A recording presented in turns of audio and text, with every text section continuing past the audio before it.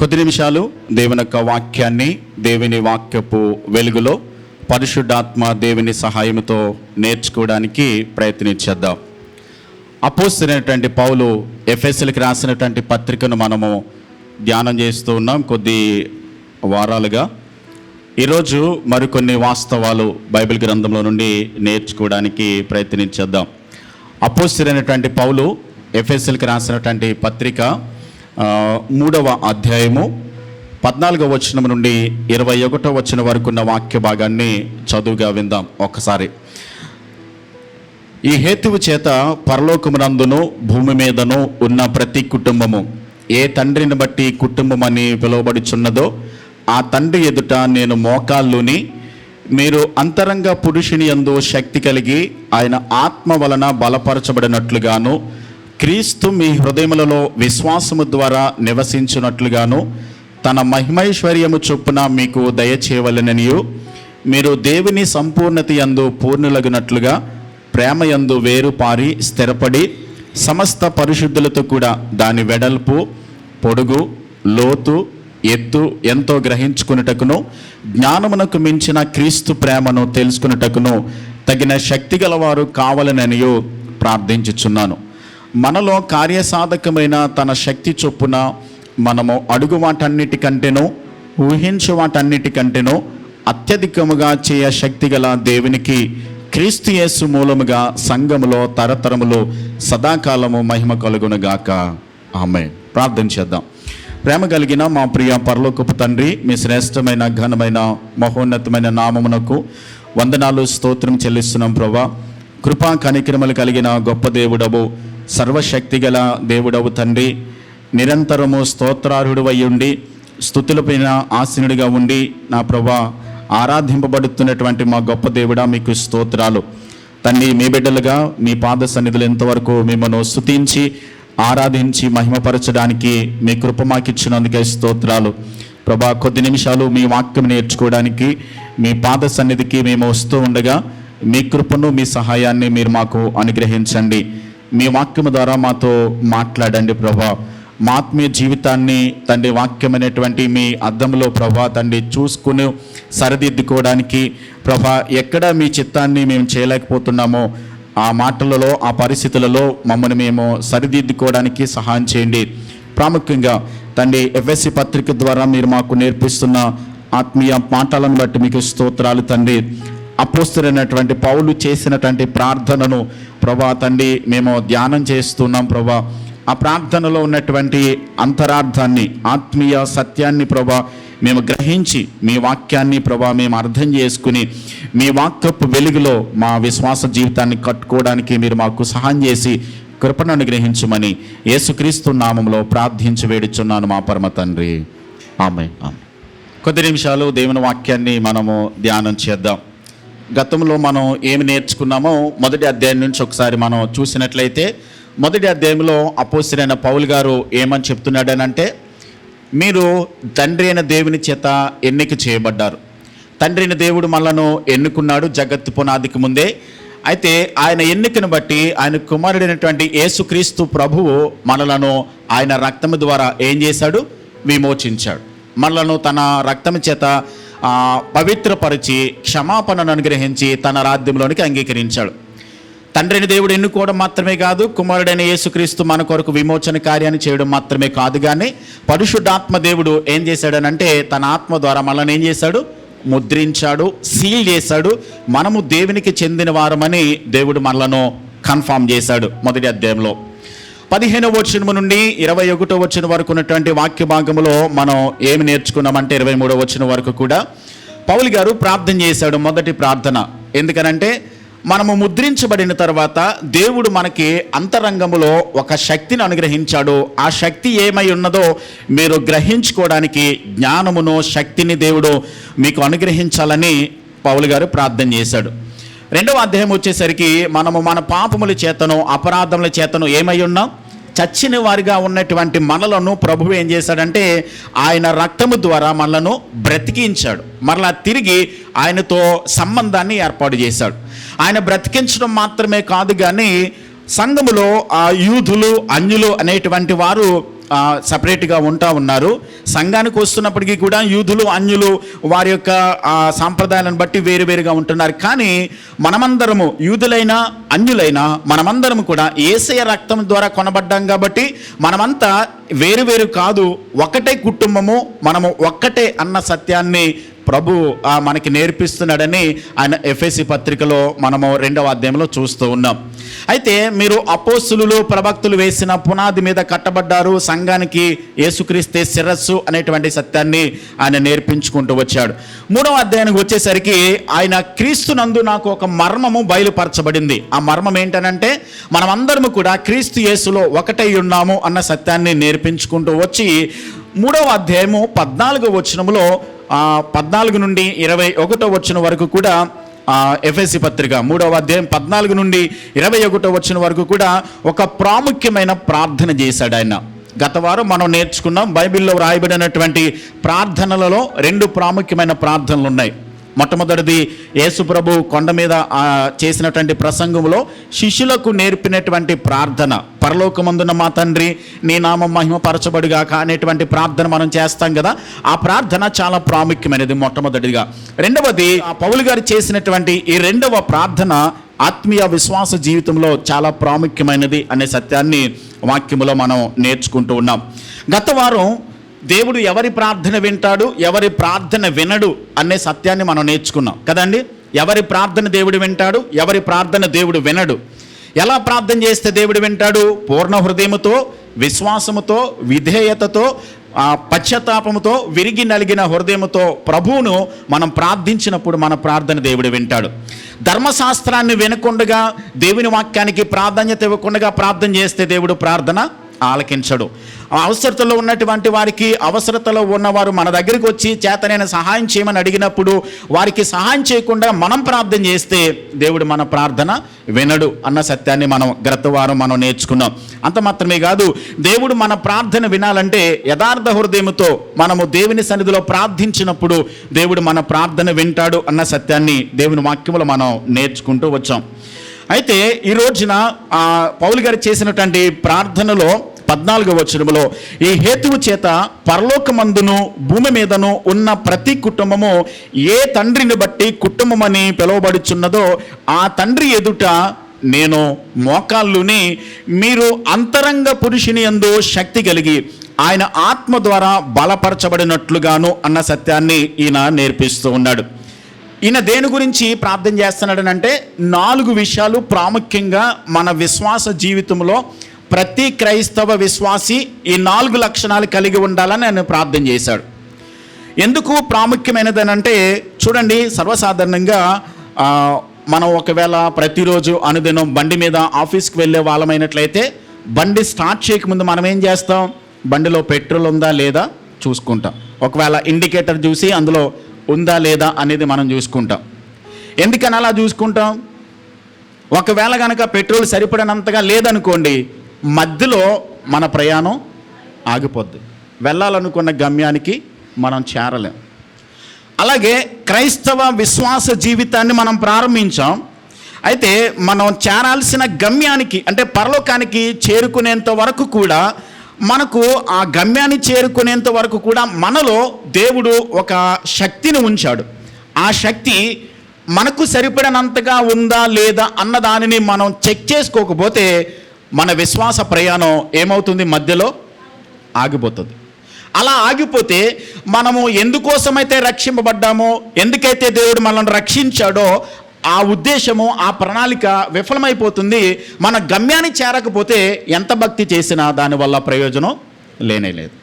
కాబట్టి ఆత్మీయ విశ్వాస జీవితం అనేది దేవుడు ఒక శక్తిని, అపరిమితమైనటువంటి శక్తిని దేవుడు మన హృదయాల్లో పెట్టాడు.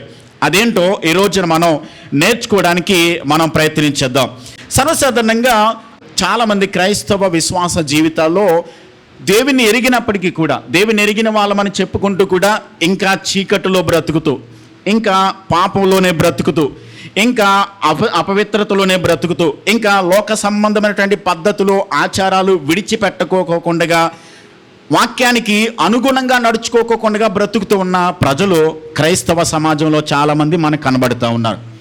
ఎందుకు అలా జరుగుతుంది? ఎందుకు అలా చేస్తూ ఉన్నారు? ఎందుకు అలాంటి పరిస్థితి జరుగుతుందనంటే, మొట్టమొదటిది వారికి ఆ శక్తి గురించి వాళ్ళకి తెలియలేదు. దేవుడు ఏ శక్తినైతే దేవుడు మన హృదయాల్లో పెట్టాడో, అంటే ఆత్మీయ జీవితాన్ని కొనసాగించడానికి దేవుడు మనకు ఒక శక్తిని దేవుడు ఇచ్చాడు. ఆ శక్తి ఏంటో వాళ్ళకి తెలియలేదు, మొట్టమొదటిది. రెండవది, తెలిసినా కానీ దానిని అన్వయించుకోకపోవడాన్ని బట్టి ఆ శక్తిలో వాళ్ళు కొనసాగట్లేదు. ఒకవేళ ఈ పైన ఉన్నటువంటి రెండు విషయాలు మనకి తెలియకపోయినా, తెలిసినా, అన్వయించుకోకపోయినా, ఈ రెండు విషయాల్లో ఏది ఉన్నప్పటికీ కూడా ఆ ఆత్మీయ జీవితం ఎలా ఉంటుందనంటే ఫలహీనంగా ఉంటుంది, శక్తివంతంగా ఉండదు. చీకట్లోనే బ్రతుకుతూ, అపవిత్రతలోనే బ్రతుకుతూ, లోక పద్ధతుల్లోనే జీవిస్తూ ఉన్నటువంటి పరిస్థితి మనకు కనబడుతూ ఉంటుంది. అయితే ఈ పౌలు గారు ఏమని ప్రార్థన చేస్తున్నాడనంటే, మీరు దేవుని శక్తి ఏంటో ఎరిగిన వారై ఉండాలి. ఎరగడం మాత్రమే కాదు, ఆ శక్తిని మీ జీవితాలలో మీరు అన్వయించుకుని ఆ శక్తిని ఉపయోగించుకోవడం ద్వారా మీ ఆత్మీయ జీవితంలో ముందుకు కొనసాగుతూ వెనక్కి వెనుదిరుగుకోకుండా ముందుకే కొనసాగడానికి, గమ్యాన్ని చేరుకోవడానికి మనము ప్రయత్నం చేయాలి అని పౌలు గారు ప్రార్థన చేస్తూ ఉన్నాడు. దేవుని శక్తి లేకుండా జీవిస్తే అలాంటి జీవితాన్ని ఏమంటారు అని అంటే, ఏ శక్తినైతే దేవుడు మనలో పెట్టాడో ఆ శక్తి మనలో లేకపోతే అది నామకార్థ జీవితం అవుతుంది. నామకార్థ క్రైస్తవ విశ్వాస జీవితం. క్రైస్తవులమే, వాక్యం తెలిసిన వాళ్ళమే, కానీ నామకార్థ క్రైస్తవ విశ్వాస జీవితాన్ని, ఆచార భక్తిని చేసినట్లయితే శక్తి లేనటువంటి వ్యక్తులుగా మనం కొనసాగిస్తూ ఉంటాం. ఇప్పుడు నామకార్థ క్రైస్తవ విశ్వాసాన్ని జీవించేటువంటి జీవితంలో దేవునికి వాళ్ళకి సంబంధం ఏమీ ఉండదు. దేవునికి వాళ్ళకి ఎలాంటి కనెక్షన్ ఉండదు. దేవునితో కనెక్షన్ ఉన్నటువంటి వారు దేవుని శక్తిని అనుభవిస్తారు. దేవుని శక్తిని అనుభవిస్తున్నటువంటి వారు వారి జీవితంలో దాన్ని అన్వయించుకుని ఆ శక్తి ప్రకారం జీవించడానికి ప్రయత్నం చేస్తూ ఉంటారు. క్రైస్తవ జీవితం అనేది ఒక మతం కాదు. క్రైస్తవ విశ్వాస జీవితం ఏంటిది? దేవునితో సంబంధంలోనికి వచ్చినప్పుడు, దేవునితో సంబంధం ఎప్పుడైతే మనకు ఏర్పడిందో దేవుని శక్తిని మనం గ్రహించగలుగుతాం, ఆ శక్తిలో జీవించగలుగుతాం. లోకముతో రాజీ పడిపోకుండా పౌరుషం కలిగి, రోషం కలిగి దేవుని కొరకు జీవించడానికి మనం ప్రయత్నించే వారిగా ఉంటాం. ఎప్పుడైతే మనలో ఆ శక్తిని మనము అనుభవిస్తామో మనలో ఏమొస్తుందంటే భరోసా వస్తుంది, ధైర్యం వస్తుంది. దేవుని శక్తిని మనం గనక అనుభవిస్తున్నట్లయితే మనకు ఒక ధైర్యం ఉంటుంది, భరోసా వస్తుంది. ఆ భరోసా, ఆ నిశ్చయత మనకి ఎప్పుడైతే వచ్చిందో మనం దేనికి కూడా భయపడం. పరిస్థితులు ఎటు ఉన్నప్పటికీ కూడా చూడండి, మన చుట్టూ పరిస్థితులు, కష్టాలున్నా, ఇబ్బందులున్నా, ఇరుకులున్నా, శోధనలున్నా, శ్రమలున్నా, కన్నీరున్నా, దుఃఖమున్నా, వీటన్నిటికీ కూడా మనం భయపడం. ఎందుకు భయపడం? మనలో ఉన్నటువంటి అపరిమితమైనటువంటి శక్తిని దేవుడు మనలో ఉంచాడు కాబట్టి, దేవునికి మనకి కనెక్షన్ ఉంది కాబట్టి, ఆ దేవునికి మనకి కనెక్షన్ ఉన్నప్పుడు మనము, పౌలు గారు ఏమని చేస్తున్నాడంటే, ప్రతి కుటుంబము, ఏ కుటుంబం అయితే తండ్రి అయిన దేవుణ్ణి తండ్రిగా కలిగి ఉన్నారో ఆ పరలోకపు తండ్రి మనకు తండ్రిగా ఉన్నాడు కాబట్టి, మన పరమ తండ్రి మన ప్రతి అవసరత ఎరిగిన వాడు కాబట్టి, మన కష్టము, దుఃఖము, కన్నీరు, శోధన, వేదన ఇవన్నీ ఆయన చూస్తున్నాడు కాబట్టి ఆయన మనకి సహాయం చేస్తూ తన బిడ్డలుగా మనము కొనసాగడానికి, ఒకవేళ సమస్యలు ఉండొచ్చు, చుట్టూ కూడా మన చుట్టూ ఇబ్బందులు ఉండొచ్చు, మన చుట్టూ శోధనలు ఉండొచ్చు, మన చుట్టూ కూడా ఎలాంటి ప్రతికూల పరిస్థితులు ఉన్నప్పటికీ కూడా దేనికి భయపడం. ఎందుకు భయపడం? దేవునికి మనకి కనెక్షన్ ఉంది. దేవుడు మనకి ఆ భరోసా ఇచ్చాడు. ఆ శక్తి ఏంటో మనం అర్థం చేసుకోగలిగాం కాబట్టి మనము దేవుని చిత్తాన్ని చేయగలిగే వారిగా ఉంటాం. ఒక్క మాట చదువుదాం. అపోస్తలుడైన పౌలు తిమోతికి రాసినటువంటి 2వ పత్రిక, అపోస్తలుడైన పౌలు తిమోతికి రాసినటువంటి 2వ పత్రిక 3వ అధ్యాయము 5వ వచనాన్ని వాక్యం నుండి ఒకసారి చదువుదాం. అపోస్తలుడైన పౌలు తిమోతికి రాసినటువంటి 2వ పత్రిక 3వ అధ్యాయము 5వ వచనములో ఆయన ఇలా రాస్తూ ఉన్నాడు. ఏమని రాశాడనంటే, పైకి భక్తి గల వారి వలె ఉండి దాని శక్తిని ఆశ్రయించని వారినై యుందురు. అంటే పైకి భక్తి గల వారి వలె ఉండి దాని శక్తిని ఆశ్రయించిన వారు ఎలా ఉంటారో ఒకసారి మనం ఆలోచన చేస్తే, వాళ్ళకి రక్షణ ఉంటుంది కానీ సంతోషం ఉండదు. రక్షణ ఉంటుంది కానీ ఆ రక్షణ ఆనందాన్ని వాళ్ళు అనుభవించలేరు. పాపం మీద పోరాడాలని తెలుసు కానీ ఓడిపోతూ ఉంటారు. మనకి విజయం ఉందని తెలుసు కానీ అందులో జయ జీవితాన్ని కొనసాగించలేరు. అంత మాత్రమే కాదు, తృప్తి ఉందని తెలుసు మనకి, కానీ ఆ తృప్తిని వాళ్ళ జీవితాలలో అనుభవించలేరు. రక్షణ ఉంటుంది కానీ రక్షణ ఆనందం ఉండదు. పాపం మీద జయించాలని తెలుసు కానీ పాపంలో ఓడిపోతూ ఉంటారు. మనము ప్రతి పరిస్థితిని కూడా విజయం సాధించాలని తెలుసు కానీ ప్రతి విషయానికి రాజీ పడిపోతూ ఉంటారు. అంత మాత్రమే కాదు, మన జీవితంలో తృప్తి ఉంటుందని తెలుసు కానీ వారి జీవితంలో తృప్తి అనేది కనిపించదు. ఎప్పుడు మనకి రక్షణ ఆనందం కలుగుతుంది, ఎప్పుడు మనకి ఆ ప్రతి పరిస్థితి మీద విజయం సాధించగలుగుతాం, ఎప్పుడు మనము మన జీవితంలో తృప్తిని అనుభవించగలుగుతాం. ఏది ఉన్నా ఏది లేకపోయినా ఎలాంటి పరిస్థితులు మనకున్నప్పటికీ కూడా ప్రతి పరిస్థితిలో ఎప్పుడు తృప్తిగా ఉండగలుగుతాం అని అంటే ఆ భక్తిలో ఉన్నటువంటి శక్తి ఏంటో మనం అర్థం చేసుకోగలిగితే, ఆ భక్తిలో ఉన్నటువంటి శక్తిని మనము అనుభవించగలిగితే, ఆ దేవునికి మనకి సంబంధం కలిగి ఉండి నిజమైనటువంటి భక్తిలో మనం కొనసాగినట్లయితే అప్పుడు ప్రతి విషయానికి కూడా ధైర్యంగా ఉండగలుగుతాం. దేనికి భయపడం. హైదరాబాద్ భాషలో చెప్పాలంటే బిందాస్గా ఉంటాం, భయపడం. ఎందుకనంటే నా దేవుడు నాకున్నాడు, నా దేవుడు నన్ను చూస్తున్నాడు, నాకు అవసరతలన్నీ ఆయన తీరుస్తాడు. ఒక మాట చెప్తానండి, నా అనుభవంలో నేను నేర్చుకున్నటువంటి వాస్తవాలు ఏంటనంటే, దేవునికి నిజంగా మనకి సంబంధం కరెక్ట్గా ఉంటే, ఆ సంబంధం సరిగా ఉంటే ఒకటేనండి, ఆ శక్తి యొక్క ఆ ప్రభావాన్ని మనము అనుభవించగలుగుతాం, దాన్ని ఫీల్ అవ్వగలుగుతాం, ఆ తృప్తి అనుభవించగలుగుతాం. మనకేది అవసరతగా ఉందో, ఏ రోజుకి ఏ టైంకి ఏది కావాలో అది దేవుడు నాకు తెచ్చి పెడుతున్నాడు. ధైర్యంగా చెప్తున్నాను, స్టేజ్ మీద ఉండి నేను మాట్లాడుతున్నాను, అబద్ధం చెప్పట్లేదు. ప్రతిదీ కూడా దేవుడు మనకున్న ప్రతి కష్టంలో, ప్రతి ఇబ్బందులో, ప్రతి అవసరతలో, ప్రతి పరిస్థితిలోనూ కూడా దేవుని కొరకు బ్రతకడానికి, దేవుని కొరకు భక్తి చేయడానికి అవసరమైన ప్రతిదీ కూడా దేవుడు సమయానుకూలంగా సమకూర్చి పెడతాడు. ధైర్యంగా చెప్పగలుగుతున్నాను. అంటే ఆ దేవునితో సంబంధం మనకు సరిగా ఉండగలిగితే భయపడం. దేనికి భయపడం? ఇప్పుడు దేవుడు ఏమైనా ఏమి లేనటువంటి దేవుడు అండి? పర్వతముల మీద పశువులన్నీ నావే కదా, వెండి నాది, బంగారం నాది, సమస్తము ఆయనదే. ఆయనకి లేనిదంటూ ఏదైనా ఉందా? ఆయన ఇవ్వలేనిదంటూ ఏదైనా ఉందా? ఆయన చేయలేని కార్యం అంటూ ఏదైనా ఉందా? ఆయన ఏదైనా అసమర్థత కలిగిన దేవుడా? ఇది కలుగుగాక అని అనగానే సమస్త సృష్టిని కూడా నోటి మాట ద్వారా కలిగజేసిన దేవుడు. ఆయన మాట పలికితే చాలు ఆకాశం కలిగింది, భూమి కలిగింది, సృష్టి కలిగింది, సమస్త జీవరాశులన్నీ కూడా ఆయన నోటి మాట ద్వారా కలిగజేసినటువంటి సర్వ శక్తి కలిగిన దేవుణ్ణి కలిగి ఉన్న మనము, క్రైస్తవ విశ్వాస జీవితాన్ని కొనసాగించే మనము పైకి భక్తి గల వారి వలె కావద్దు. అలా వద్దు, అలాంటి జీవితం వద్దు. ఆ భక్తిలో ఉన్నటువంటి శక్తి ఏంటో, ఆ దేవునిలో ఉన్నటువంటి మహాత్మ్యము ఎలాంటిదో, ఆ దేవుడు మన కొరకు ఏమేమి దాచిపెట్టి ఉంచాడో దాన్నంతటిని కూడా మన జీవితాలలో మనము అనుభవించాలి. అందుకోసం మనల్ని కొనుక్కున్నాడు ఆయన, స్వరక్తం ఇచ్చి, తన విలువైన ప్రాణాన్ని ఇచ్చి తన సొత్తుగా చేసుకోవడానికి కొనుక్కున్నాడు, మనలను సంపాదించుకున్నాడు దేవుడు. అందుకనే పౌలు గారు ఏమని చెప్తాడనంటే, నేను ఈ పరిస్థితులన్నిటినీ చూసి నేను భయపడట్లేదు, నన్ను బలపరచు వాని యందే నేను సమస్తమును చేయగలను. అంత ధైర్యం ఆయనకి ఎలా వచ్చింది? దేవునితో ఆయనకి సంబంధం ఉంది, దేవునితో ఆయనకి ప్రతిరోజు కూడా సహవాసాన్ని కొనసాగిస్తున్నాడు. గత వారం నేను చెప్పాను, బైబిల్లో 220 ప్రార్థనలు రాయబడ్డాయి లిఖితపూర్వకంగానే. చాలా ప్రార్థనలు ఉన్నాయి, 1000 కంటే ఎక్కువే ఉన్నాయి, కానీ రాయబడినవి 220. ఆ 220 ప్రార్థనలో ఈ ప్రార్థన చాలా ప్రాముఖ్యమైనదని మనం నేర్చుకుంటున్నాం. ఆయన ఏమని ప్రార్థన చేశాడని అంటే, చూడండి 14వ వచనాన్ని మరొకసారి చదువుదాం. ప్రార్థించిన అంశాలు ఏంటో ఒకసారి చూద్దాం. 4 విషయాల గురించి ఆయన ప్రార్థన చేశాడు. 14 నుండి 21వ వచనం వరకు కూడా. మొట్టమొదటిది, అంతరంగ పురుషుని యందు శక్తి కలిగి ఉండాలి అని ప్రార్థన చేశాడు. మొట్టమొదటిది 14వ వచనములు చివరిలో 15వ వచనంలో అంతరంగ పురుషుని యందు ఏముండాలి? శక్తి కలిగి ఉండాలి. రెండవది ఏంటంటే, క్రీస్తు మీ హృదయములలో విశ్వాసము ద్వారా నివసించాలి. మొట్టమొదటిది ఏంటి? అంతరంగ పురుషుని యందు శక్తి కలిగి ఉండాలి. రెండవది, క్రీస్తు మీ హృదయములలో విశ్వాసము ద్వారా నివసించాలి. మూడవది ఏంటనంటే, ఆయన ప్రేమ యందు మనం వేరు పారిన వారమై ఉండాలి. ప్రేమ యందు ఏమై ఉండాలి? వేరు పారిన వారై ఉండాలి. నాలుగవది, దేవుని సంపూర్ణత యందు సంపూర్ణులై ఉండాలి అన్న సత్యాన్ని ఆయన ప్రార్థన చేశాడు.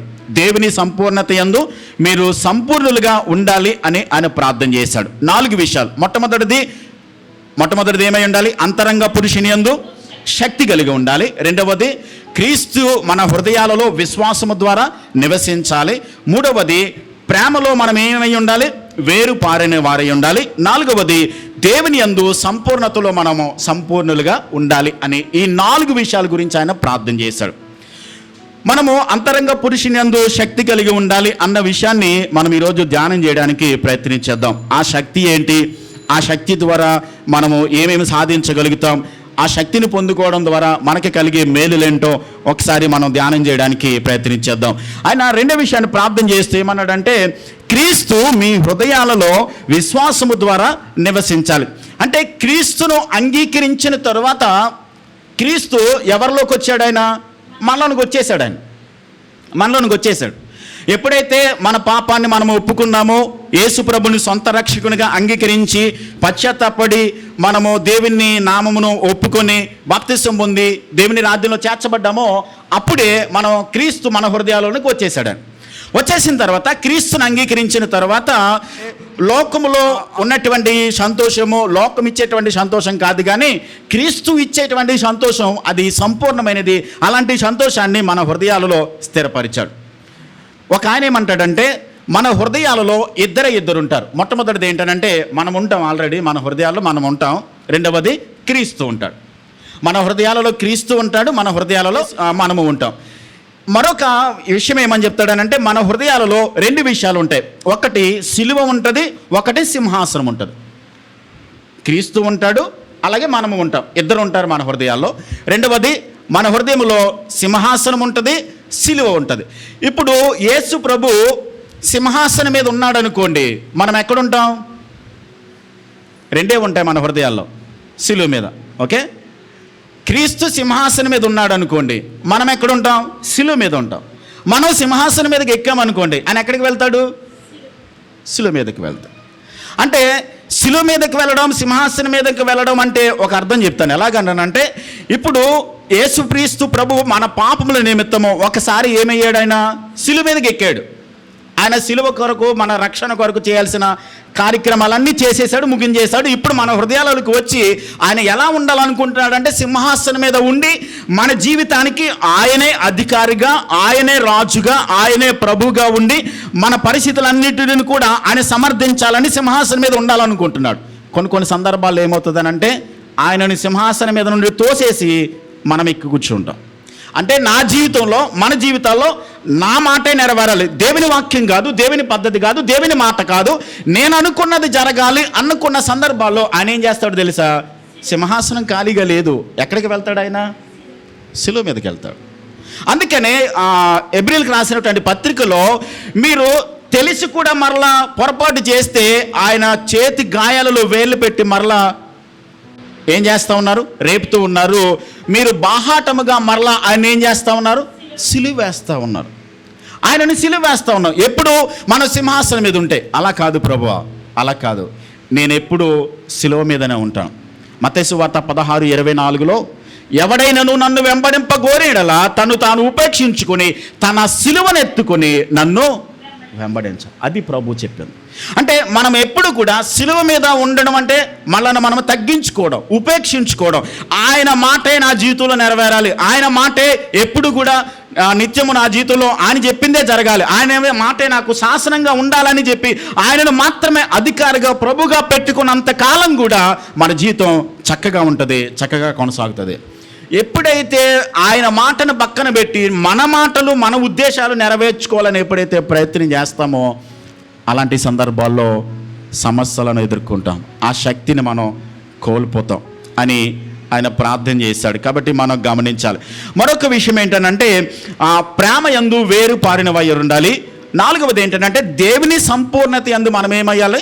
సంపూర్ణతలోనికి రావాలి. ఇప్పుడు ఒక మాట, దేవుని పరిపూర్ణతలోనికి రావాలనంటే పైనున్న 3 నెరవేరినప్పుడు మాత్రమే 4వది నెరవేరుతుంది. గుర్తుపెట్టుకోవాలి. పరిపూర్ణతలోనికి మనం ఇంకా రాలేదు, సంపూర్ణతలోనికి ఇంకా రాలేదండి. ఎప్పుడు వస్తామనంటే మనం మరణించిన తర్వాత, అంటే క్రీస్తు రెండవ రాకడలో మనం సంపూర్ణతలోనికి వెళ్తాం. ఇంకా సంపూర్ణతలోనికి రాలేదు. ఎందుకు సంపూర్ణతలోనికి రాలేదు? మనం ఈ శరీరంలో ఉన్నంత కాలం కూడా ఇంకా పాపపు శోధన మనకు ఉంటానే ఉంటుంది. సాతాను మనల్ని శోధిస్తూనే ఉంటాడు. లోక ఆశలు మనల్ని లాగుతూనే ఉంటాయి, పాపం వైపు మనల్ని ఆకర్షిస్తూ ఉంటాయి. ఇంకా పరిపూర్ణతలోనికి రాలేదు. ఎప్పుడు పరిపూర్ణతలోనికి వస్తాం? మనం ఈ దేహాన్ని విడిచి మహిమ దేహాన్ని ధరించిన తర్వాత. అంటే అది ఎప్పుడు జరుగుతుంది? యేసయ్య రెండవ రాకడలో జరుగుద్ది. యేసయ్య రెండవ రాకడలో మహిమ దేహాన్ని దాల్చిన తర్వాత ఈ దేహానికి పాపపు శోధన ఉండదు, సాతాను మనల్ని శోధించడు. ఆకలి, దుఃఖము, వేదన, బాధ ఇవేమీ లోక సంబంధమైన ఆశలు మనల్ని ఆకర్షించవు, లాగవు, వెనక్కి అవి ఏమాత్రం కూడా ఏమీ చేయవు. అప్పుడు మాత్రమే మనం సంపూర్ణతలోనికి రాగలుగుతాం. ఆ సంపూర్ణతలోనికి వచ్చే వరకు కూడా పైనున్న 3 కూడా మన జీవితాల్లో నెరవేర్చబడాలి. ఏంటది? అంతరంగ పురుషుడు శక్తి కలిగి ఉండాలి, ప్రేమలో మనం వేరుపారిన వారమై ఉండాలి, క్రీస్తు మన హృదయాలలో విశ్వాసము ద్వారా నివసించాలి. ఈ 3 కూడా మన జీవితాలలో జరుగుతూ ఉన్నప్పుడు మనము తప్పకుండా దేవుని చిత్తాన్ని నెరవేర్చగలుగుతాం. మరి ప్రార్థన మన జీవితాలలో నెరవేరుతుందంటారా? ఎప్పటికైనా నెరవేరుద్దంటారా? ఈ 4 విషయాలు, అంటే 4 విషయాలు, 4టిలో 4వది పక్కన పెడదాం. పైన 3 విషయాలు అంటే నిజంగా అంతరంగ పురుషుడు శక్తి కలిగి ఉండడం, ప్రేమలో వేరుపారిన వారిగా, అంటే ప్రేమలో వేరుపారడం అంటే ప్రేమ యొక్క పొడవు, లోతు, ఎత్తు ఎంతో మనం గ్రహించుకోవడం, క్రీస్తు మన హృదయాలలో సంపూర్ణంగా నివసించడం. ఇది జరుగుద్దంటారా మన జీవితాల్లో? ఆయన ప్రార్థన చేశాడు, జరుగుద్దంటారా? అయితే నెరవేరడానికి ఒక మాట, మనం ఏమై ఉన్నామో అన్నదాన్ని బట్టి కాదు, మనము ఎవరిని అడుగుతున్నామో ఆయనను బట్టి ఇది నెరవేర్చబడుతుంది. మనంతట మనముగా నెరవేర్చుకోవాలి అనంటే మన వల్ల కాదు. కానీ మనలో ఉన్నటువంటి క్రీస్తు ఉన్నాడు చూసారా, ఆయనను బట్టి, అడిగిన వారిని బట్టి. ఇప్పుడు దేవుని గత వారం నేను చెప్పాను, దేవుడు మన తండ్రి ఆయన స్తోమతను బట్టి మనకి ఇస్తాడు. ఆయన స్థాయిని బట్టి మనకు ఆశీర్వాదం, ఆయన స్థాయిని బట్టి. కాబట్టి ఆయన స్థాయిని బట్టి మనకి ఇస్తాడు. కాబట్టి మనము అడుగు వాటన్నిటికన్నా, ఊహించు వాటికన్నా అత్యధికముగా చేయగలిగిన శక్తి ఆయనకు ఉంది. కాబట్టి ఆయన స్థాయిని బట్టి మనకి ఇస్తాడు. మనంతట మనముగా ఆయన శక్తి ప్రకారం నడవాలంటే మన వల్ల కాదు. క్రీస్తు మన హృదయాలలో సంపూర్ణంగా నివసించాలనంటే అది మన వల్ల కాదు. క్రీస్తు ప్రేమలో వేరుపారినిగా ఉండాలనంటే అది మన వల్ల జరిగేది కాదు. కానీ ఎవరైతే మన హృదయాలలో ఉన్నారో, ఎవరినైతే మనం ప్రార్థన చేస్తున్నామో, ఎవరినైతే మనం అడుగుతున్నామో, ఆయన సమస్తమును కూడా చేయగలిగిన సమర్థుడు. కాబట్టి ఆయన సమస్తమును కూడా చేయడానికి ఆయన శక్తి కలిగిన దేవుడు. కాబట్టి మనకు ఆయన చేయగలడు. అలా చేయడానికి మనలో పరిశుద్ధాత్మ దేవుడు ఉన్నాడు.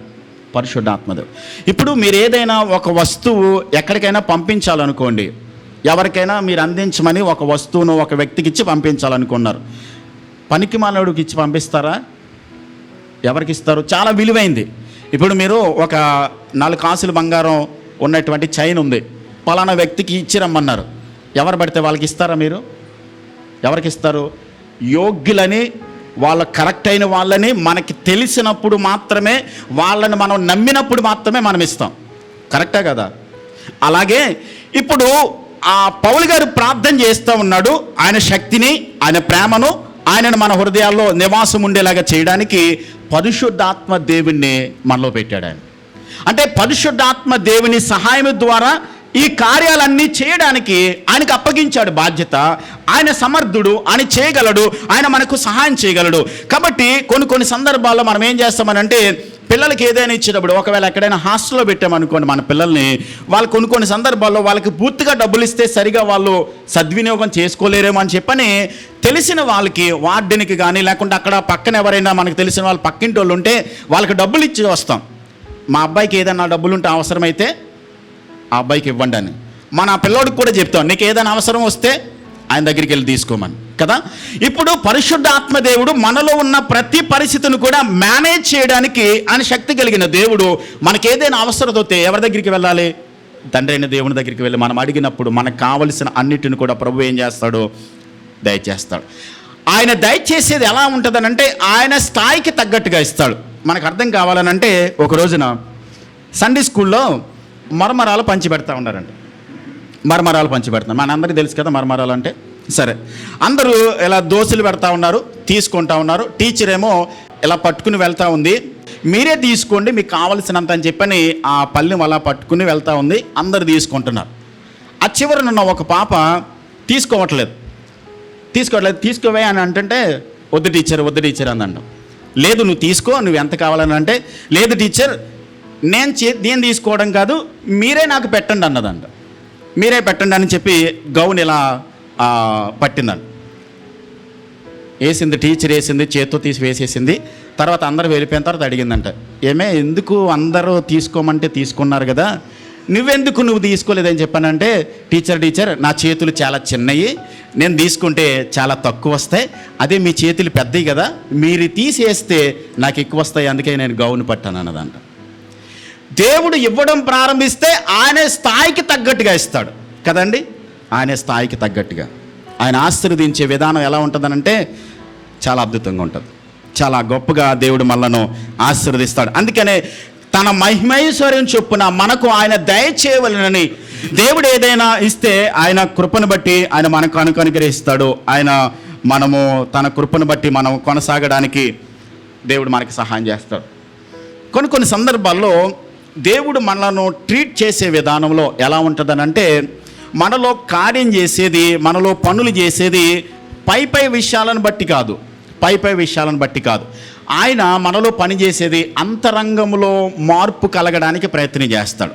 ఎలాగనంటే మనకు అర్థం కావాలనంటే ఒక విషయం చెప్తాను. అంతరంగంలో దేవుడు పని చేయడం అంటే పై విషయాలు కాకుండా అంతరంగంలో నుండి మార్పు రావాలని దేవుడు కోరుతూ ఉంటాడు.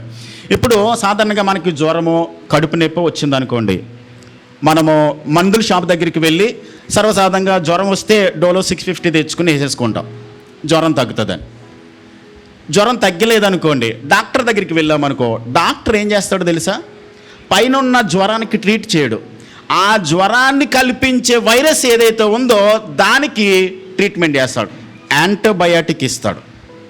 మామూలుగా మనం ట్యాబ్లెట్ వేసుకుంటాం, కానీ డాక్టర్ ట్రీట్మెంట్ చేసేది ఎలా ఉంటుంది, అసలు ఆ జ్వరాన్ని కలిగించే వైరస్కి ట్రీట్మెంట్ చేసి అది రాకోకుండా, మళ్ళా జ్వరం తిరిగి రాకోకుండా డాక్టర్ ట్రీట్మెంట్ చేస్తాడు.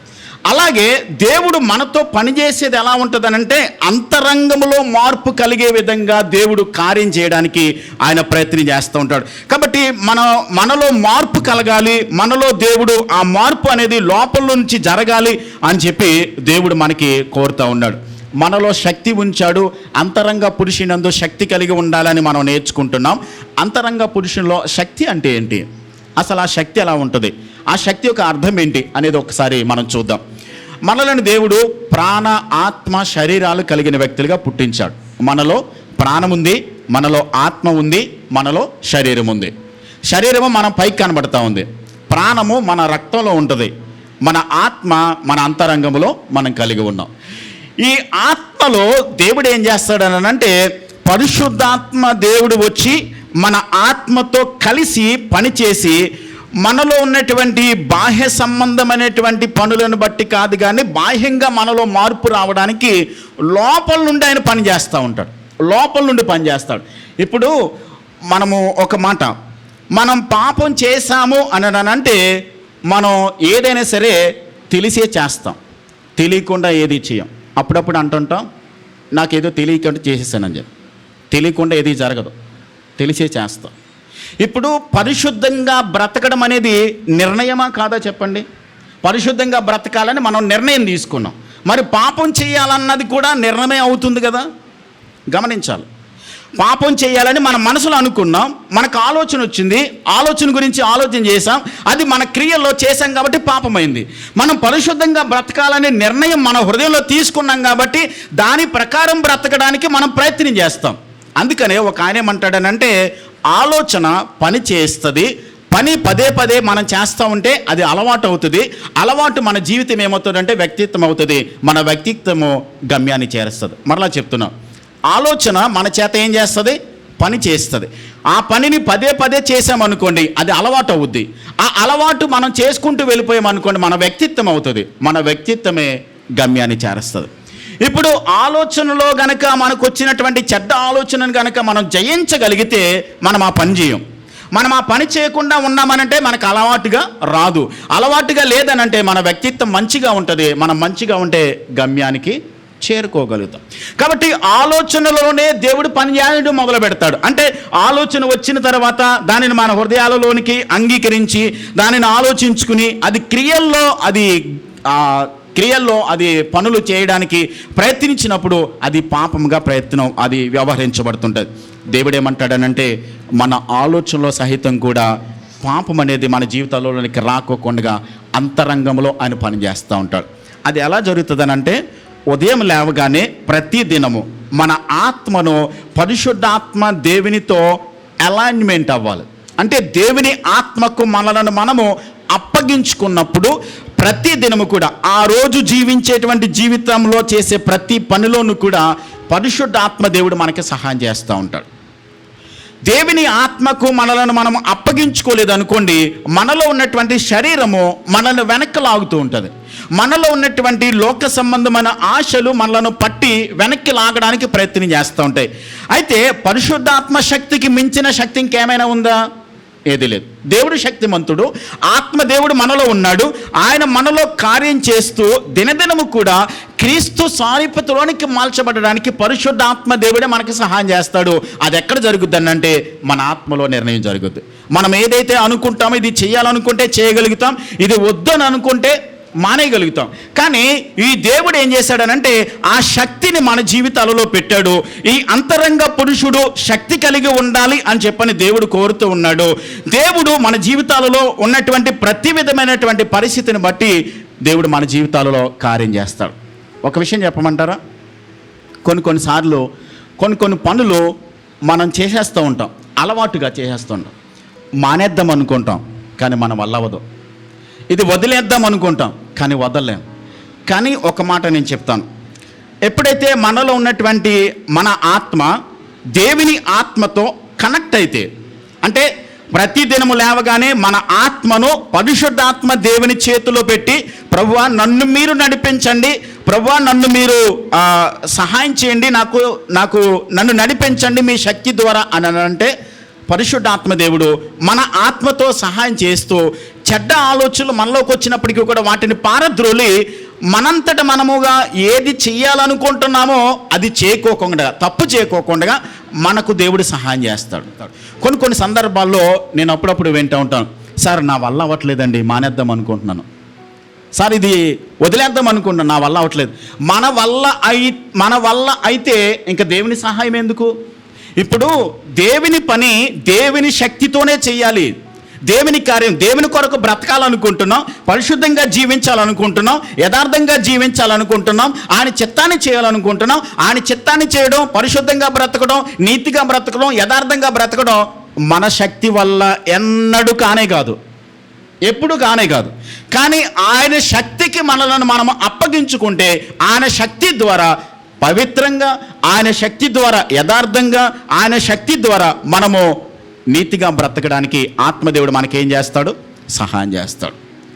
మనము ప్రార్థించేటప్పుడు, అందుకనే అపోస్తలుడైనటువంటి పౌలు గారు తిమోతికి రాసిన 2వ పత్రిక 2వ అధ్యాయం 1వ వచనంలో, నా కుమారుడా క్రీస్తు యేసునందు ఉన్నటువంటి కృప చేత నీవు బలవంతుడవు కమ్ము అని చెప్పి అంటాడు. అంటే క్రీస్తు ద్వారా మనము దేవునిలో నాటబడితే, ఆయనతో అంటు కట్టబడి ఉండుటే, ఆయనతో పాటు మనము నడవగలిగితే దేవుడు మనకి ఆ సహాయం చేసి ఆయనలో నడవడానికి కృపనిస్తాడు. అంత మాత్రమే కాదు, ఆయన అంతరంగంలో పనిచేయడం మాత్రమే కాదు, మనం అడిగిన వాటన్నిటిని కూడా ఇవ్వడానికి కూడా, ఎందుకనంటే ఆయన లోపల పనిచేయడానికి, లోపల అంతరంగ పురుషుణ్ణి మనకు శక్తినిచ్చి నడిపించడానికి సహాయం చేస్తాడు. ఇప్పుడు మనకి సపోజు దేవుని సన్నిధిలో ప్రార్థన చేస్తూ ఉన్నాం, ప్రభువా నాకు ఫలాంది ఇవ్వండి, ఫలాంది అనుగ్రహించమని అడుగుతున్నాం. దేవుడు అది ఇవ్వడం ద్వారా మనలో ఏం కలుగుతుంది, ఏమి అభివృద్ధి చెందుతుంది? దేవుని మీద ఉన్నటువంటి విశ్వాసం అభివృద్ధి చెందుతుంది. ఇప్పుడు దేవుని మనం అడిగిన వాటిని ఇవ్వడం ద్వారా విశ్వాసం అభివృద్ధి చెందడం ద్వారా లోపల ఉన్నటువంటి మన అంతరంగ పురుషుడు విశ్వాసము ద్వారా ఏమవుతున్నాడు? బలపరచబడుతున్నాడు. దేవుని మీద విశ్వాసం కలిగింది. ఇప్పుడు మనం అడిగామండి, ఒకసారి దేవుడు ఇచ్చాడండి, రెండోసారి మరలా అవసరం వచ్చింది, ప్రభుని అడిగాము, ప్రభు మనకి ఇస్తా ఉన్నాడు, మరలా అడిగాము, దేవుడు మనకి ఇస్తా ఉన్నాడు. మనం అడుగుతున్న వాటిని దేవుడు ఇవ్వడం ద్వారా దేవుని మీద మనకి నమ్మకం దినదినము ఏమవుతూ ఉంటుంది? పెరుగుతూ ఉంటుంది, మన విశ్వాసం అభివృద్ధి చెందుతూ ఉంటుంది, మన అంతరంగ పురుషుడు బలపరచబడుతూ ఉంటాడు. అందుకనే పౌలు గారు ఒక మాట రాస్తాడు, ఒకసారి చదువుదాం చూడండి. కొరింథీయులకు రాసిన రెండవ పత్రిక 4వ అధ్యాయం 16వ వచనాన్ని ఒకసారి చదువుదాం చూడండి. అపోస్తలుడైన పౌలు కొరింథీయులకు రాసినటువంటి 2వ పత్రిక 4వ అధ్యాయము 16వ వచనాన్ని చదువుతున్నాను. కావున మేము అధైర్యపడము, మా బాహ్య పురుషుడు కృషించుచున్నను, ఆంతర్య పురుషుడు దినదినము ఏం పరచబడుతున్నాడు? నూతన పరచబడుతున్నాడు. అంటే ఒకవేళ మన శరీరము కృషించిపోతున్నా, లేకుంటే మన శరీరానికి అనారోగ్యం వచ్చినా, ఒకవేళ మన బాహ్య పురుషుడు దినదినము కృషించిపోతున్నప్పటికీ కూడా మన అంతరంగ పురుషుడు, కేవలం మనలో ఉండవలసిన ప్రాముఖ్యమైనటువంటి సత్యం ఏంటనంటే అంతరంగ పురుషుడు బలోపేతం కావాలి, మనము శక్తి పొందుకోవాలి. ఎప్పుడైతే మనలో ఆత్మ బలం పొందుకుందో, ఎప్పుడైతే దేవుని ఆత్మతో మనం కనెక్ట్ అవుతామో అప్పుడు దేవుడు మనకి సహాయం చేస్తాడు. దేనికి కూడా మనం భయపడాల్సిన అవసరం లేదు అనేటువంటి సత్యాన్ని దేవుని వాక్యం మనకి స్పష్టంగా నేర్పిస్తూ ఉంది. కాబట్టి మన అంతరంగ పురుషుడు దినదినము ఏమవ్వాలనంటే దేవుని ఆత్మతో కనెక్ట్ అవ్వాలి. కొన్నిసార్లు మనకు అనిపిస్తూ ఉంటుంది, కొంతమంది వ్యక్తులతో నేను మాట్లాడుతున్నప్పుడు వాళ్ళు అంటారు, ఏమండి బ్రదర్, నేను చేద్దాం అనుకున్న విషయం నేను చేయలేకపోతున్నాను, మానేద్దాం అనుకున్న విషయం నేను మానలేకపోతున్నాను, నా వల్ల కావట్లేదు, నేనేం చేయాలో నాకు అర్థం కావట్లేదు అని చాలామంది చెప్తూ ఉన్నప్పుడు నేను చెప్పిన సత్యం ఏంటనంటే, మనంతట మనముగా దేవుని చిత్తాన్ని అన్నడు చేయలేం. దేవుని ఆత్మ సహాయం కోరుకుంటే ఆయన మనం మానేద్దాం అనుకున్నటువంటి విషయాన్ని మానేయడానికి మనకు సహాయం చేస్తాడు, శక్తినిస్తాడు. ఒకవేళ మనం మానేయాలనుకున్నాం అనుకోండి, 1 రోజు 2 రోజులు 5 రోజులు మానేస్తాం, కానీ మరలా అది రిపీట్ అవుతూనే ఉంటుంది. కానీ దేవుని సహాయం కోరుకుంటే 1 రోజునే పూర్తిగా మానేయడానికి దేవుడు సహాయం చేస్తాడు. చాలామంది వ్యక్తులు, నాకు తెలిసిన వ్యక్తులు ఉన్నారు, త్రాగుడు భయంకరంగా తాగుతూ ఉండేవారు. వాళ్ళు మానేద్దామని, లేకుంటే సిగరెట్ మానేద్దామని ప్రయత్నం చేస్తూ వాళ్ళంతటా వాళ్ళు మానేద్దామని ప్రయత్నం చేస్తే 4 రోజులు, వారం రోజులు మానేశారు. కానీ దేవుని సహాయం కోరుకొని, దేవుని శక్తిని పొందుకొని, దేవా నాకు సహాయం చేయి, ఇది నా వల్ల కావట్లేదు, నేను నా పరిస్థితిని బట్టి, నా శక్తిని బట్టి నేను విడిచిపెట్టలేకపోతున్నాను, నీవు నాకు సహాయం చేయమని వాళ్ళు దేవుని అడిగినప్పుడు నెక్స్ట్ రోజునే మానేసి, ఇంకా దానిని చూస్తే అసహ్యం పుట్టేటువంటి పరిస్థితికి వాళ్ళు వచ్చేసారు. నాకు తెలుసు కొంతమంది వ్యక్తులు. అలాంటి స్థితి, అలాంటి పరిస్థితి ఒకవేళ మనకి త్రాగుడే కాకపోవచ్చు, లేకపోతే మనకి ఉన్నటువంటి బలహీనతలు కొన్ని లోకంలో ఉన్నవి మనలో ఉండవచ్చు. మనం త్రాగుడు తాగకపోవచ్చు, సిగరెట్ కాల్చకపోవచ్చు, కానీ దేవునికి వ్యతిరేకమైన పనులు చేసేవి కొన్ని మన జీవితాలలో ఇమిడిపోయినాయి. నాకు తెలిసిన ఒక కుటుంబం ఉంది, వాళ్ళు దేవుని సన్నిధికి వెళ్తారు. దేవుని సన్నిధికి వెళ్ళి చర్చ అయిపోయి వచ్చిన వెంటనే టీవీ పెట్టుకుని కుటుంబం అంతా కలిసి సినిమా చూస్తారు. అది అంతరంగ పురుషునిలో శక్తి ఉన్నట్టు కాదు. అది ఎలాగవుతుంది? దేవునితో మనం కనెక్ట్ అయి ఉన్నప్పుడు లోక సంబంధమైనవేవి కూడా మనకి సంతోషాన్ని ఇవ్వడు. దేవుడేమన్నాడు? దేవుని ఆత్మ మన హృదయాల్లో ఉన్నప్పుడు యోహాను సువార్త 14వ అధ్యాయంలో, నేను శాంతిని మీకు అనుగ్రహించి వెలిచున్నాను, నా శాంతినే మీకు ఇస్తున్నాను, అది లోకం ఇచ్చినట్లుగా కాదు. నేను మీ హృదయాలలో స్థిరపరిచేటువంటి శాంతి, నెమ్మది ఎలా ఉంటుందని అంటే లోకం ఇచ్చినట్లుగా కాదు, దేవుడిచ్చినట్లుగా అది శాశ్వతమైనటువంటి స్థిరమైనటువంటి సంతోషాన్ని, నెమ్మదిని ప్రభు మనలో ఇస్తాడు. లోకం ఇస్తే సంతోషం 1 గంట 2 గంటలు ఉంటుందేమో, 2.5 గంటలు ఉంటుందేమో, కానీ దేవుడిచ్చే ఆనందం, దేవునిలో పొందే ఆనందం, దేవునిలో పొందే సంతోషం అది ఎలా ఉంటుందంటే స్థిరంగా ఉంటుంది, అది నెమ్మదిని పొందుకోగలుగుతాం. కాబట్టి దేవుని అంతరంగములో మనము ప్రభువుగా సింహాసనం మీద ఆయన ఉండే విధంగా మనం ఒప్పుకొని ప్రతి విషయంలో దేవునికి లోబడి ఆత్మతో మనం కనెక్ట్ అయ్యి ఉంటే, ఆత్మ దేవునితో సహాయం కోరుకుంటే. అందుకని గత వారం నేను జ్ఞాపకం చేస్తూ మనం ఒక ప్రార్థనా గ్రూప్ను స్టార్ట్ చేద్దామని చెప్పి స్టార్ట్ చేసాం.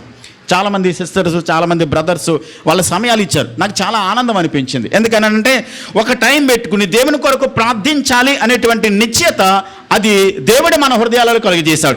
ఈ ప్రార్థన ద్వారా మనకేమవుతుంది? మన అంతరంగ పురుషుడు ఏమవుతుంటాడు? శక్తి పొందుకుంటూ ఉంటాడు. ఉదయకాలమే మనం ప్రార్థనతో ప్రారంభిస్తూ ఉన్నాం. చూడండి, ఉదయాన్నే లేవగానే కొంత సమయం పాటలు పాడుకుని వాక్యాన్ని విని ప్రార్థన చేసి కలిసి ప్రార్థించడం ద్వారా శక్తిని పొందుకుని ఆ రోజంతా కూడా మన ఆత్మను ఏం చేస్తూ ఉన్నాం? దేవుని ఆత్మతో కనెక్ట్ చేసుకుంటున్నాం. మనం దేవుని ఆత్మతో అలైన్మెంట్ అవుతున్నాం. ఈల్డ్ అవుతున్నాం, ఆయనతో కలిసి ఉండడానికి. ఉదయమే మన ఆత్మను దేవునికి ఆ సంబంధాన్ని ఏర్పాటు చేసుకున్నప్పుడు ఆ రోజంతా కూడా దేవుని సహాయం మనకి అనుగ్రహించబడుతుండదు. పడిపోకోకుండా, ఎక్కడ జారిపోకోకుండా, ఎక్కడైనా ఒకవేళ సాతాను శోధనలు మన మీదకు వస్తున్నప్పటికీ కూడా మనలో ఉన్న ఆత్మదేవుడు మనకు ఏం చేస్తాడంటే సైరన్ ఇస్తూ ఉంటాడు. నువ్వు మేల్కొల్పు, మనలను ధైర్యపరచడానికి, మనకు మేల్కొల్పునివ్వడానికి. ఇది అటువైపు వెళ్ళకూడదు, అటువైపు చూడకూడదు, అటువైపు నువ్వు చేయకూడదు అనేటువంటి విషయాలను పరిశుద్ధ ఆత్మదేవుడు మనలో ఉండి మనకు శక్తిని ఇస్తాడు, సహాయం చేస్తాడు. చూడండి, మనము ఈ ఎఫ్ఎస్సి పత్రికను మనం ధ్యానం చేస్తున్నాడు. ఈ ప్రార్థన గురించి మనము 2 వారాల నుంచి మనం ధ్యానం చేస్తూ ఉన్నాం. ఈ ప్రార్థనలో ఉన్నటువంటి ఆంతర్యము, ఆయన ఆ అంతరంగ పురుషుడు శక్తి పొందుకోవాలని పౌలు గారు ప్రార్థన చేస్తూ మనము దేవునికి లోబడి ఉండాలి, దేవునిలో కొనసాగాలి అని చెప్పని దేవుడు మనకి కోరుతూ ఉన్నాడు. ఈ రోజున మీరు వాక్యం వింటున్నటువంటి మీలో, ఈ వాక్యాన్ని వింటున్నటువంటి వారు, లేకుంటే రికార్డింగ్ ద్వారా విన్నటువంటి వారు కావచ్చు, ఎవరైనప్పటికీ కూడా ఒకవేళ మనలో ఉన్న బలహీనతలు, మనలో ఉన్నటువంటి అవిధేయతలు తీసుకువేసుకోవడానికి మన వల్ల కావట్లేదేమో, దేవుని సహాయం కోరుదాం. మనలో క్రీస్తున్నాడు, మనలో పరిశుద్ధ ఆత్మ దేవుడు ఉన్నాడు. ఆయన సహాయాన్ని కోరుకుంటే ఆయనకు మనకు సహాయం చేస్తాడు, ఆయన కృపనిస్తాడు, శక్తినిస్తాడు. దేవుని కొరకు శక్తి కలిగి ఉండడానికి తిమోతికి రాసిన 2వ పత్రిక 1వ అధ్యాయం 7వ వచనంలో దేవుడు మనకు శక్తియు, ప్రేమయు, ఇంద్రియ నిగ్రహము గల ఆత్మనే ఇచ్చిన కానీ పిరికితనపు ఆత్మను ఇవ్వలేదు. పిరికితనపు ఆత్మను ఇవ్వలేదు. మనలో ఉన్నటువంటి ఆత్మదేవుడు పిరికితనం కలిగిన వాడు కాదు, ఆయన ధైర్యం కలిగిన వాడు. ఆయన మనకు శక్తిని ఇస్తాడు.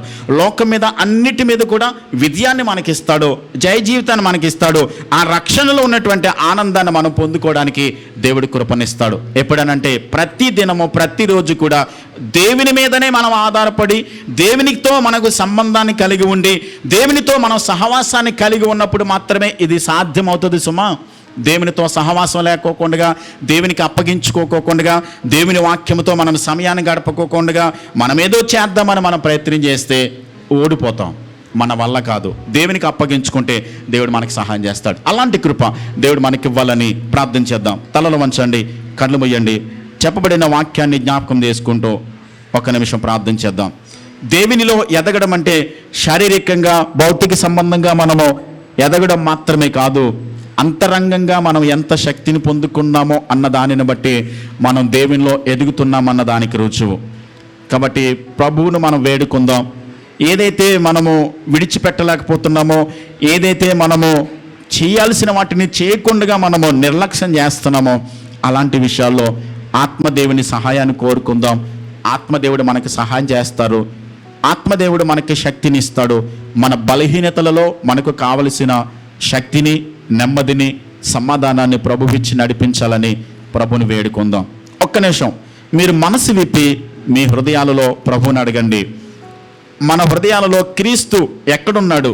ఆయన సింహాసనం మీద ఉన్నాడా, లేకుంటే ఆయన శిలువ మీద ఉన్నాడా? ఆయనకు మనం ప్రథమ స్థానం ఇస్తున్నామా? ఆయన చిత్తాన్ని నెరవేర్చాలని ఆయనకు అప్పగించుకుంటున్నామా, లేకుంటే మన సొంత ఆలోచనలు, మన ఇష్టాలు నెరవేర్చుకోవాలని ప్రయత్నం చేస్తున్నామా అనేది ఒక్కసారి పరీక్షించుకుందాం. ఒకవేళ బలహీనతలలో, అవిధేయతలలో, మనకు వచ్చినటువంటి పరిస్థితులలో అటు ఇటు తొలగిపోయి మనము జారిపోతున్నట్లయితే ప్రభు సహాయం కోరుకుందాం. దేవుడు శక్తిమంతుడు, మనకు సహాయం చేస్తాడు. పడిపోకుండా, జారిపోకుండా దేవుడు కృపనిచ్చి మనల్ని నడిపిస్తాడు. దేవుని ప్రార్థన చేస్తూ అడుగుదాం. దేవా, నాకు శక్తినివ్వండి, నా ఆత్మీయ జీవితాన్ని బలోపేతం చేయండి, నా అంతరంగ పురుషుని ప్రభా శక్తితో నింపి మీ కొరకు బ్రతకడానికి సహాయం చేయమని దేవుని ప్రార్థన చేద్దాం. ప్రేమ కలిగిన మా ప్రియ పరలోకపు తండ్రి, మీ శ్రేష్టమైన ఘనమైన నామమునకు వందనాలు, స్తోత్రాలు చెల్లిస్తున్నాం ప్రభా. పౌలు గారు చేసినటువంటి ప్రార్థనలో అంతరంగ పురుషుని యందు శక్తి కలిగి ఉండాలని ప్రభా, ప్రేమలో మేము వేరు పారిన వారిగా ఉండాలని, క్రీస్తు మా హృదయాలలో విశ్వాసము ద్వారా నివసించాలని, మేము క్రీస్తునకు కలిగిన సంపూర్ణతలోనికి మేము రావాలని మీరు మాకు నేర్పిస్తున్న విధానాన్ని బట్టి ప్రభా, పౌలు గారు చేసిన ప్రార్థనను బట్టి నాయన మిమ్మల్ని స్తుతిస్తున్నాం ప్రభా. మా అంతరంగ పురుషుడు శక్తి కలిగి ఉండడానికి నాయన మేము ఎప్పుడూ కూడా మీ చిత్తాన్ని, మీ శక్తి ద్వారా, మీ కృప ద్వారా, మీరు అనుగ్రహించేటువంటి ఆత్మీయ బలము ద్వారా తండ్రి నాయన మీ చిత్తాన్ని చేయడానికి మీరు మాకు సహాయం చేయండి.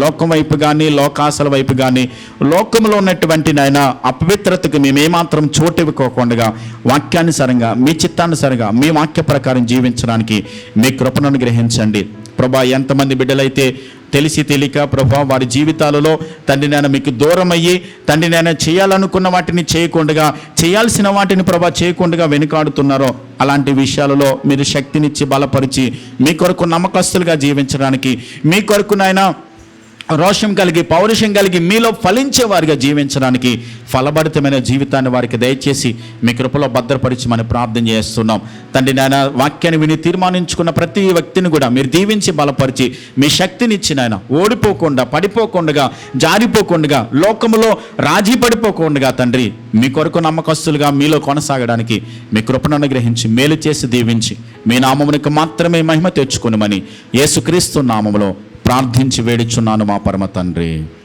ఆమేన్, ఆమేన్.